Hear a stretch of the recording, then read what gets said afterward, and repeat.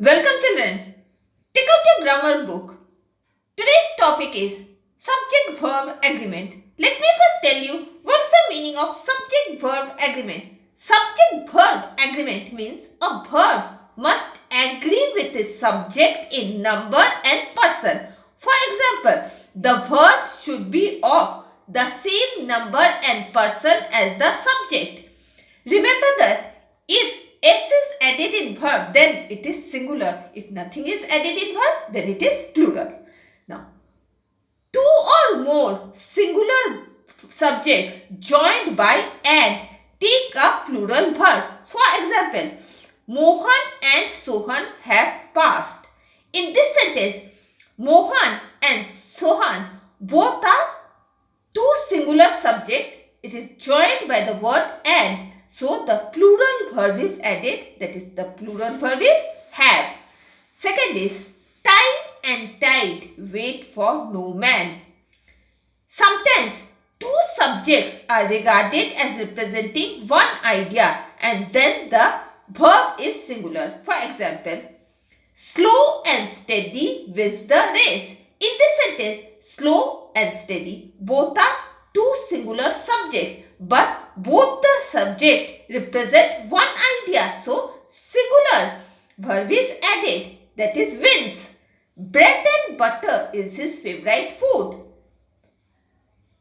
In this sentence, bread and butter, though two singular subjects joined by and, but represent one idea. So, the verb is singular.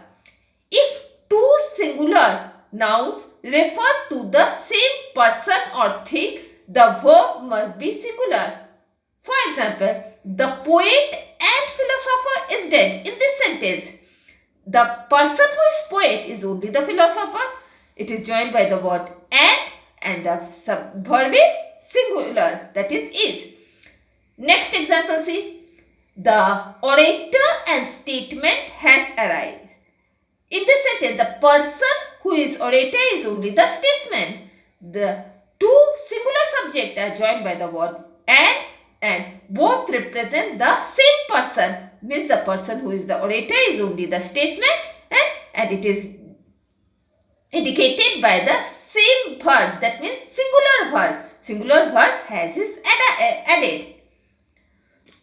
If the article is used only once, then the two nouns refer to the same person and the verb used is singular. But if the article is mentioned twice, then two distinct persons are intended and the verb following must be in the plural verb. For example, the poet and the philosopher are dead. Look at this sentence carefully here. The poet means before the poet, the is added. It is one article, the is article, and another is the philosopher. Before philosopher, the is added. So, these are, the poet is a one person, one singular subject, and the philosopher is another singular subject. So, both are different.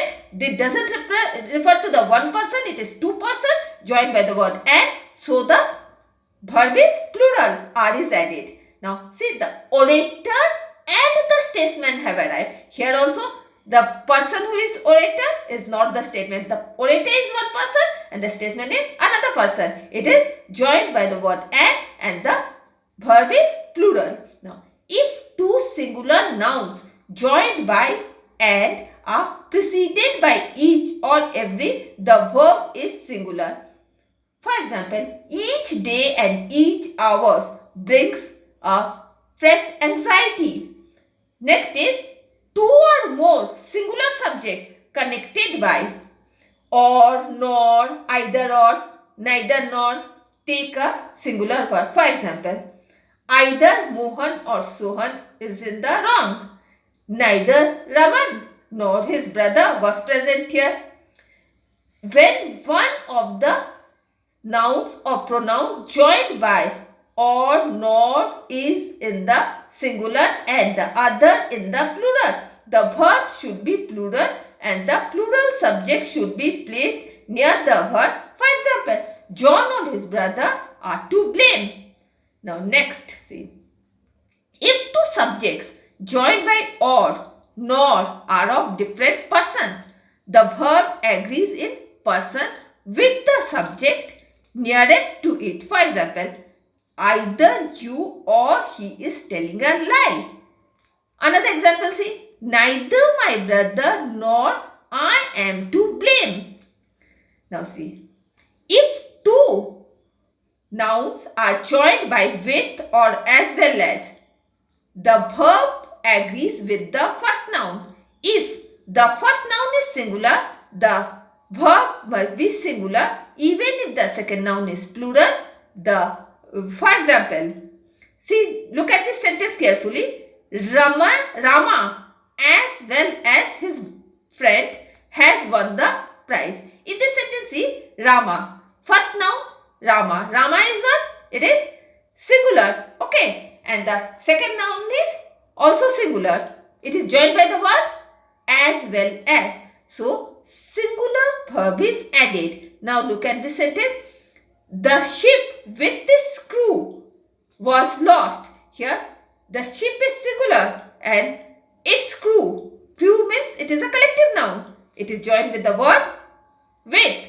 The verb is singular, was. Now, a collective noun takes a singular or plural verb according to the sense. If the idea of oneness is expressed, the verb must be singular.